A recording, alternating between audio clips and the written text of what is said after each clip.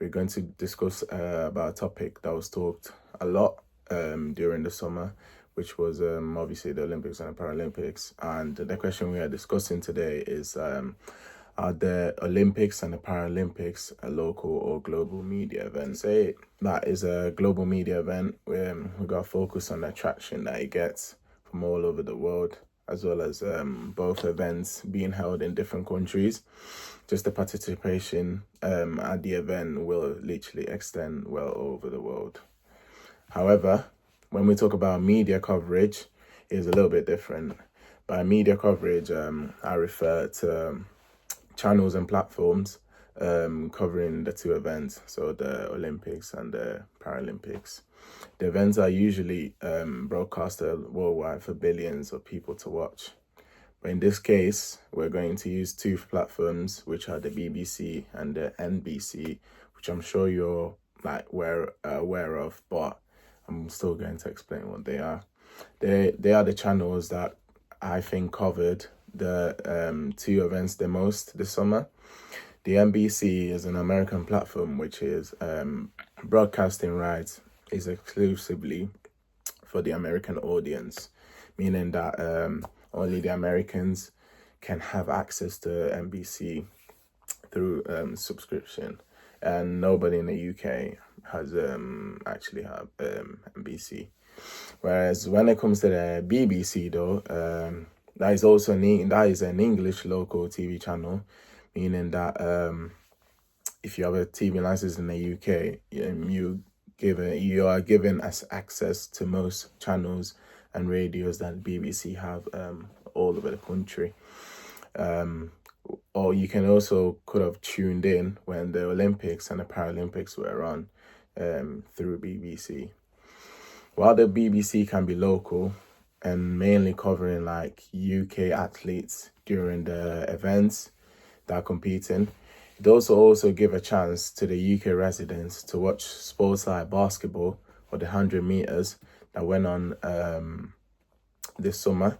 And these two sports are known to be mostly won by Americans, but in fact, this summer, the 100 meters was won by an American, Noah Niles, and the basketball was also won by an American team, the Team USA, obviously, as we know. And the finals of these major events are usually broadcasted by BBC for viewers to watch, as they know is what the audience wants to see, like two big contested finals that everybody wants to watch all over the world. This means that it attracts viewers, and attracting viewers means more money comes into the company, meaning that the strategy that the BBC is using is efficient. A theorist in 2017, Tomlinson, suggests that the Olympics in Beijing 2008 had a global audience of 4.7 viewers. And to think about 4.7 billion viewers, that's a lot of people, seeing as the world's population is around 8 billion. And as he says, almost 70% of the world population serve as space for identity politics. And London 2012 was also similar to Beijing 2008 and showed an increasingly multicultural British nationalism and had up to 28,000 media personnel.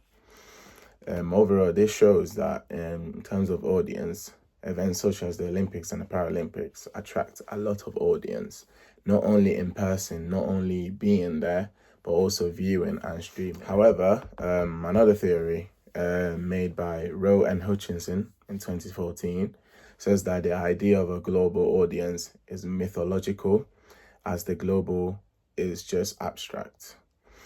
What Rowe means here is that he believes that the global audience is not fully real, as the word abstract that he uses. In terms of the NBC, for the NBC, as it is an American platform, it's also not possible to watch the Olympics or the Paralympics content on YouTube, as the whole Olympics and Paralympics Paris 2024 playlist that they have on YouTube is shadow banned in our country. It's hidden. Like, you can see the numbers of the video, but you cannot see the video as it's hidden, as it is only exclusively only for American audience. This suggests how local the NBC wants to put its content to, since only Americans can watch it and non-Americans cannot. A data by Statista, where it shows stats on most popular ways sport fans engage with sport content worldwide as of November 22. By the age, it tells us that 41% that are aged 18 to 24 engage with the sport content on social media more, whereas the 32% from that age watches non-live video content online. These stats clearly show that the age from 18 to 24 years old, they involved themselves with content mostly only through social media and never through like TV or TV stations.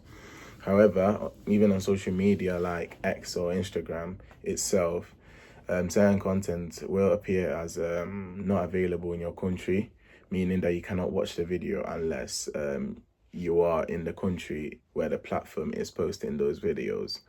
So for example, BBC, it will be only the United Kingdom that can watch certain stuff that they post. Overall, as for the Olympics and Paralympics, in my opinion, I would say that is most definitely global in some aspects. But as I explained, it can also be local, as certain platforms such as the NBC will restrict non-Americans from tuning in